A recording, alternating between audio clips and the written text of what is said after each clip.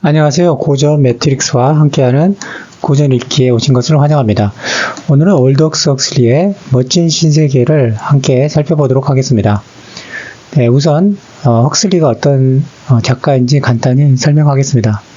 네, 영국 사람이고요. 원래 의사가 되려고 했으나 옥스퍼드 대학에서 영문학을 공부했습니다. 네, 멋진 신세계를 보시면은 셰익스피어가 굉장히 빈번하게 인용되는 것을 볼 수 있는데, 저자가 셰익스피어를 굉장히 다 이렇게 암기하고 있다는 생각이 들었습니다. 10대부터 소설을 쓸 정도로 재능이 있었고요.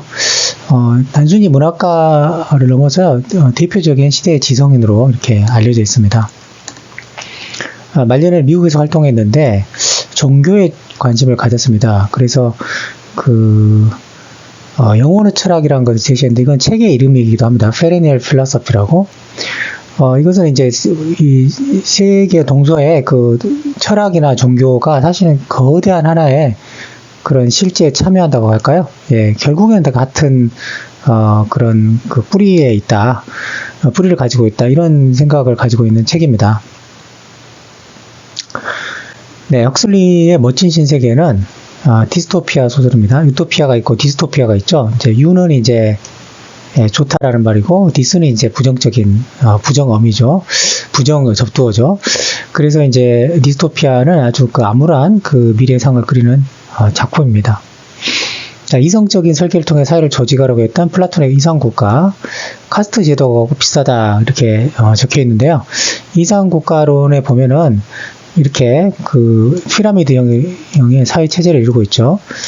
자, 생각해 보시죠. 모든 사람이 똑같은 그런 위치에서 평등하게 이렇게 존재한다고 생각해 보십시오. 여기 있는 개개인들은 전부 다 자기 어떤 자아 실현을 하려고 하겠죠. 그렇게 되면 서로 이제 갈등이 생겨나게 됩니다. 이 고대인들도 이런 것을 잘 알고 있었다고 생각합니다. 그래서 플라톤이 생각하기에 어떤 사회는 이렇게 어떤 질서가 있어야 된다라고 생각했습니다. 그래서 근데 누가 사회를 이끌 것이냐, 이게 중요했죠. 지성인, 다시 말해 철학자가 왕이 되어서 이 사회를 이끌고, 군인이 있고 생산자가 있고 이런 모델이죠. 이렇게 하나의 사회가 어떤 정신적인 것이 사회를 이끌고, 그리고 사회가 어떤 위기가 되어서 각자가 각 계급에 맞게 어떤 자기의 본분대로 살면은 사회가 이제 안정된다. 이게 이제 플라톤식의 이상국가 유토피아론입니다. 인도의 카스트 제도도 제일 위에 브라만 있고, 크샤트리아, 바이샤, 수드라, 이렇게 크샤트리아는 전사 계급이죠. 자, 이런 식으로 플라톤하고 굉장히 유사합니다. 이상국가 두 모델의 이제 공통점은 어떤 계급화되었다는 거죠. 말씀드렸듯이 계급화되어야지 사회가 안정된다고 생각하는 입장입니다. 근데 지금 우리 민주주의 사회에 살고 있기 때문에 이제 이런 모델이죠. 이와 관련해서는 미국의 민주주의라는 토크빌에 그것과 관련된 강의가 있으니까 그걸 보시면 되겠고요.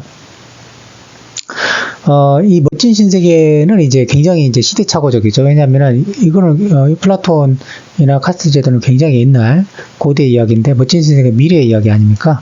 근데 그때도 플라톤이나 카스트 제도처럼 계급화된 사회를 꿈꾸는데, 일단 인간이 평등해서는 안 된다는 생각을 갖고 있고, 그런데 이제 어떤 차이가 있냐면은, 이 당시 고대에서는 과학기술이 멋진 신세계처럼 발달하지가 않아서 조작을 못했어요. 그런데 여기서는 이제 매니플레이션, 조작을 할 수 있는 이제 사회가 되었다는 것입니다. 자, 그래서 인간을, 물론 플라톤의 이상국가를 보면 인간을 이제 훈육을 시켜요. 디스플린에서 자신의 본분에 맞게끔 훈련을 시킵니다. 군인 같으면 굉장히 절제를 기르고 체력을 기르고 이렇게 하겠죠. 근데 그렇게 하지 않고 여기서는 이제 태어나면서 공장에서 이미 찍어내 버립니다. 그 공장 이름이 런던 중앙 인공부하 조건반사 양육소입니다. 네, 외우기도 어려워요. 외울 수가 없어요. 얼른 봐서는. 자, 이 소설에서 헉슬리는 기계 문명이 추구하는 이상사회를 풍자하고 있다. 이곳에서 전통적으로 같이 있게 여겼던 가족제도, 이런 거 다 없습니다. 네, 가족 없습니다. 종교는 이제 거기는 이제 포드신을 믿어요. 포드신. 네, 그 자동차를 대량 생산하게 된 것이 포드 자동차잖아요. 그래서 이 포드가 그 원년이 됩니다. 포드 우리가 이제 뭐 단기 몇 년 그렇게 하지 않습니까? 그래서 이제 포드 몇 년 이렇게 해요. 거기는. 그 여기도 이제 종교 기성 어떤 이제 뭐 서양에서 믿는 전통적인 기독교라든가 뭐 이런 거는 대해서 믿지 않고 포드 종교를 믿어요. 과학기술 종교라고 할 수 있고 종교가 없는 건 아닌데 그 이제 이런 그 과학기술 사회에 맞는 그런 종교 형태로 좀 바뀐 것이죠. 감정도 인위적으로 통제되는 그런 그 사회입니다. 자, 본문을 바탕으로 조금 더 자세히 살펴보도록 하겠습니다. 자, 아까 제가 말씀드린 런던 중앙인공부하 조건 반사 양육소. 네, 조건 반사 그 양육소. 여기서 이제 그 소장, 총통, 예, 총통이, 그러니까 멋진스의 총통이 와서 이제 견습생들을 상대로 그 연설을 합니다. 그 부분입니다. 여기서 보면 아까 제가 그 카스트 제도처럼 안정적인 체계를 유지하고 있다고 했죠. 그래서 이제 안정을 강조합니다. 안정이야 안정, 사회적 안정 없이는 안정 없이는 어느 문명도 존재할 수 없다. 개인적 안정 없이는 사회적 안정도 없다. 그의 목소리는 트럼펫 소리와 같았다. 그의 이야기를 들으면서 견습생들은 더 커지고 더 화끈거리는 것 같았다. 바퀴들은 안정되게 돌아가야 한다. 하지만 감시 없이는 불가능하다. 바퀴들을 관리할 사람들이 있어야 한다. 차축에 달린 바퀴들처럼 건강하고 충성되고 만족할 줄 아는 사람들이 있어야만 한다. 안정이 안정, 총통은 강조했다. 근본적이고 궁극적인 필요, 안정 이것 때문에 이 모든 것이 이루어진 것이다. 억제된 충동은 쏟아진다. 감정과 격정은 홍수처럼 범람한다. 홍수는 심지어 광기이다. 충동은 흐름의 힘, 제방의 높이와 힘에 좌우된다. 억제되지 않은 흐름은 정해진 통로를 통해서 자연스럽게 흘러내려가 평온한 상태에 이르게 된다. 운 좋은 친구들이군. 총통이 말했다. 당신들의 삶이 감정적으로 편안해지도록 노력을 아끼지 않았다. 바로 가능한 한 감정을 전혀 갖지 못하도록 너희들을 보호하는 것이다. 포드님의 싼 자동차 덕에 세상 만사가 평온하군. 소장이 죽어버렸다. 네, 마지막에 보시면은 제가 아까 그 포드님을 충성한다고 했죠. 그래서 이 포드님의 자동차 덕에 마치 이제 하느님 덕에, 예수님 덕에 꼭 그렇게 말하는 것 같습니다. 자, 보시면 안정이 안정, 사회적 안정 없이는 어느 존재할 수 없다. 그러니까 안정을 최고의 가치라고 이렇게 생각을 하는데요. 자, 안정이 나쁜 것은 아니죠. 그런데 그 안정이 되는 방식이 어떤 위로부터 아래로 이렇게 어떤 권력 행사를 통해서 강압적인 안정이 되면 어떻게 할까요? 네. 그 이문열 작가의 그 우리들의 일그러진 영웅들을 보면은 네, 그런 이제 엄석대라는 친구가 힘으로 이렇게 눌러가지고 이게 교실이 돌아가게 하죠. 이제 그런 안정이 과연 정말 좋은 안정인가? 그럼 거기에 있는 개개인들은 굉장히 억압과 굉장히 이렇게 그 하기 싫은 일을 억지로 해야 되고 자유가 없고 어떤 경우에는 착취를 당할 수도 있고, 예, 그렇습니다. 그러면은 이게 굉장히 그 안정된 사회라는 게 정말 유토피아인가 이런 생각을 해볼 수 있고요. 개인적인 안정 없이는 사회적 안정 없다. 여기서 이제 사회적 안정도 중요하지만 개인을 통제하려고 하는 거예요. 굉장히 이거는 20세기에 그 최고 사상가들이 하던 말이거든요. 그러니까 사회가 강압적으로 이렇게 어떤 그 질서를 부여하는 것은 굉장히 일반적이죠. 그런데 그 질서에 순응할 수 있는 그런 뭐 성향이랄까요? 그런 것을 심어줘 버립니다. 그러면 자기가 그런 그 억압적인 질서 속에 있다는 것조차도 의식하지 못할 수가 있습니다. 그래서 여기서 지금 이제 여기서 이제 그 하는 방식은 뭐냐면은 감정을 통제하는 거예요. 보시면은 감정과 격정 홍수처럼 범람하고 홍수는 심지어 광기이다. 이런 말을 하는데요. 자, 이런 이야기는 꼭 멋진 신세계에서만 있는 이야기가 아니고 고대 세계에서부터 있었습니다. 네, 스토아 학자들 같은 경우에 이렇게 감정이 사실 우리 문제를 많이 일으키잖아요. 우리가 잘못된 그런 그 분노의 감정에 사로잡혔을 때 큰 해를 미치기도 하죠. 그래서 이 감정을 통제를 하는 것이 중요하다고 생각을 했어요. 근데 이제 감정이 없는 인간은 로봇이나 마찬가지죠.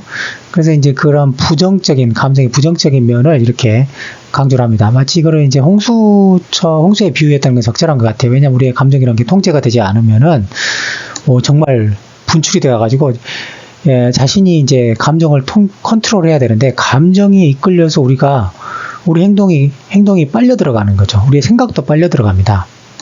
그래서 광기란 말이 이렇게 나오는 것이고요. 근데 요것을 통제를 하려면 어떻게 됩니까? 어렸을 때부터 이렇게, 배아장 때부터, 막 태어났을 때부터, 그런 감정을 억제하는 그런 훈련을 시킵니다. 그래서, 당신들의 삶이 감정적으로 편안해지도록 노력을 아끼지 않았다. 그래서 이렇게 홍수처럼 휘둘리지 않고 당신들을 위해서 이렇게 우리가 이런 조건 방사 양육소에서 이렇게 인간을 만들고 있다. 가능한 한 감정을 전혀 갖지 못하도록 감정을 말살시키는 것이죠. 자, 어떻습니까? 감정이 없는 인간이 좋나요? 네, 물론 이제 감정의 부정적인 요인도 있지만 사실 인간에게 있어서 우리가 이제 머리로 하는 것은 사실은 이렇게 사실 특별한 경우에 머리를 쓰는 거죠. 근데 대부분의 우리 생활을 돌이켜 보면은요, 인간관계를 하거나 우리의 일상의 모든 것들이 굉장히 감정적인 반응이죠. 사람을 상대할 때거나 우리가 꽃을 보거나 하늘만 쳐다봐도 우리가 그걸 분석하려고 하지 않지 않습니까? 아름답다. 네. 어떤 장면을 보고 그거를 나쁘다. 저건 누가 이렇게 나쁜 짓을 하면 저건 나쁘다. 그런 것도 감정이죠. 근데 그걸 가지고 이제 이성으로 저런 행동을 분석하고 그러지 않지 않습니까? 우리 직접적으로 우리가 경험하는 것은 감정적인 반응입니다. 근데 감정이 있기 때문에 인간이 인간다운 것인데 이런 감정을 말살하고 조작을 하려고 하는 이런 사회가 바로 멋진 신세계입니다.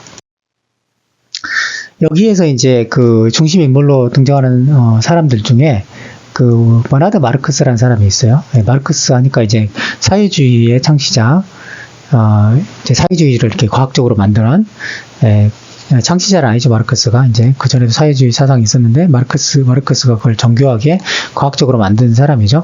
근데 버나드 마르크스라고 이름을 붙였는데 의도성이 있다고 이제 생각됩니다. 마르크스가 이제 어떤 사회에 정항했던 사람이죠. 그래서 버나드도 이 멋진 신세계의 어떤 그 전체주의적인 그런 시스템에 반항을 하는 사람입니다. 네. 근데 이 사람은 이제 멋진 신세계에서 공장에서 찍어낼 때 이제 등급을 나누어서 이렇게 인간을 찍어내는데 알파 계급이라고 최고 고위 높은 그 단계에 있는 사람이에요. 근데 이제 배양 용기에 알코올을 누가 직원 실수로 이제 부어가지고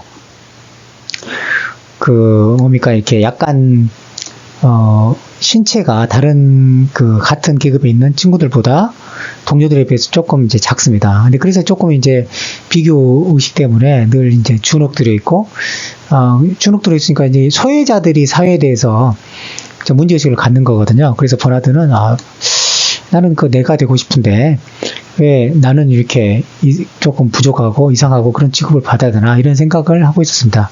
그래서 이제 여기서 이제 연애를 하고 싶었는데 자신감이 좀 부족해서 그렇게 좀 연애도 적극적으로 못하는 그런 상황이었지만 레니나라는 그런 여성을 만나게 됩니다. 그리고 레니나는 버나드에 대해 상당히 호감을 갖습니다. 그래서 이제 둘이 이제 헬기를 타고 가고 있으면서 하는 이야기입니다. 그래서 그때 자기의 깊은 속내를 이야기합니다. 보시겠습니다. 저는 평온하게 바다를 보고 싶습니다. 버나드는 말했다. 라디오를 틀어놓으면 그 끔찍한 소음 때문에 바다를 볼 수 없습니다. 레니나가 말합니다. 여기는 버나드의 말이고, 요거는 이제 레니나의 말입니다. 하지만 라디오 음악 소리는 아름다워요. 그리고 저는 바다를 보고 싶지 않아요. 좀 성향의 차이를 보죠. 이 바다를 본다, 이거는 상당히 낭만주의적인 어떤 그 성향을 말하고 있습니다. 낭만주의자들은 뭐냐면 자연과 감을 하는 사람들이거든요. 그 낭만주의란 것은 이제 19세기에 이제 어떤 이성이 굉장히 발달했을 때 낭만주의자들은 그러니까 이성이 세상을 이렇게 분석을 하고 설명을 하잖아요. 근데 우리가 설명한다는 것은 자꾸 이제 머리를 쓰게 되잖아요. 그 느끼는 것이 아니지 않습니까? 근데 이제 낭만주의자들은 이제 거대한 자연 앞에서 그 숭고한 아름다움에 이제 도취가 됩니다. 그래서 그런 어떤 이제 그 이성을 넘어서는 그런 차원을 생각하는 사람들이 낭만주의자들이거든요. 무한한 세계에 대해서 관심을 가지고, 네, 그래서 그 바다가 그 대표적인 상징입니다.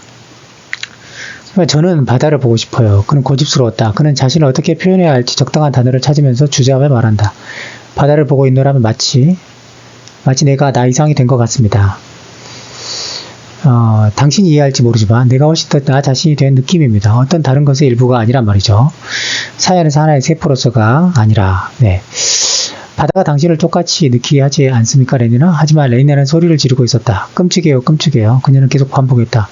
그리고 사회의 일부가 되기를 원하지 않는다고 어떻게 말할 수 있나요? 결국은 모든 사람이 다른 모든 사람을 위해서 일하고 있는 거예요. 우리는 다른 사람 없이는 살 수 없어요. 심지어 엡실론 계급들조차도 말입니다. 네. 어떤 느낌이십니까? 뒤에까지 좀 더 읽어보겠습니다. 당신은 자유롭기를 원하지 않나요, 레니나? 이제 버나드가 묻습니다. 나는 당신이 뭘 말을 하는지 알고 싶지 않습니다. 저는 자유롭습니다. 가장 멋진 시간을 보낼 수 있도록 자유롭습니다. 오늘날 모든 사람들은 행복합니다. 그는 웃었다. 맞아요. 오늘날 사람들은 행복하죠. 우리는 5살 때 어린이들에게 그것을 교육합니다. 하지만 당신은 약간 다른 방식으로 자유롭게 행복해지고 싶지 않습니까? 당신 자신의 방식으로 말입니다. 다른 사람들과 다르게 말입니다. 네. 자, 어떻습니까? 예, 그러니까 버나드와 레니나의 사고방식의 차이를 알 수 있죠. 버나드는 이제 굉장히 낭만적으로 자연에서 감을 느끼는 사람입니다. 근데 레니나는 굉장히 이렇게 멋진 신세계의 어떤 전체주의적인 질서, 조작된 질서에 굉장히 동화된 사람입니다. 그래서 그거 자체가 행복하다. 네. 그러니까 우리가 하나의 기계의 부속처럼 그 제 역할을 하면서 서로가 서로에게 의존하며 사는 게 그게 제일 행복하다. 나는 그게 자유라고 생각한다. 그러나 이제 버나드는 그건 자유가 아니라 속박이다. 그리고 모든 사람이 다 똑같은 방식으로 살아가는 것이 아니냐. 나는 나 나름대로 그런 행복과 나름대로 가치관을 가지고 살고 싶다. 네, 당신 자신의 방식으로, 우리 각자의 방식으로 살아가고 싶다. 이겁니다. 그러니까 멋진 신세계에서 이제 버나드는 그러니까 일종의 네, 뒤에는 그렇게 버나드가 멋있게 안 나와요. 근데 이제 여기서 이런 사고방식은 굉장히 어떤 사회의 그 주류적인 그런 사고방식에 도전하는 그런, 모습을 보입니다. 네, 그래서 이제 멋진 신세계의 그런 그 잘못된 행복관, 거짓 행복관, 그리고 이 사람들이 조작된 사람들의 그런, 자신이 구속되어 있는지도 모르는 그런 이제 불행한 처지, 이런 것을 이제 고발하고 있습니다. 네. 정리를 해볼까요? 네, 헉슬리는 과학기술이 가져다주는 유토피아가 인간성을 말살하는 끔찍한 디스토피아가 될 수 있을 것을 경고를 하고 있습니다. 진정한 유토피아는 그러니까 사회 전체가 행복한 게 아니고 개개인도 행복하고 전체도 행복해야 되겠죠. 개인만 행복하고 전체가 불행하다. 그것도 안 되고, 전체는 행복한데 개인은 불행하고, 이건 안 되겠죠. 그래서 이제 이런 메시지를 준다고 볼 수 있겠습니다. 멋진 신세계를 통해서 과학의 숨기는과 엮이는 게 대해 생각해 볼 필요성이 있습니다. 그러니까 요새 인공지능 때문에 굉장히 이제 사회가 큰 변화를 갖고 있는데 이게 우리를 행복하게 할 것인가, 아니면 우리를 노예로 만들 것인가. 벌써 이제 아주 오래된 소설이지만 그런 문제의식을 우리에게 던져주고 있습니다. 자, 고전 매트릭스와 함께 읽는 고전 강의였습니다. 감사합니다.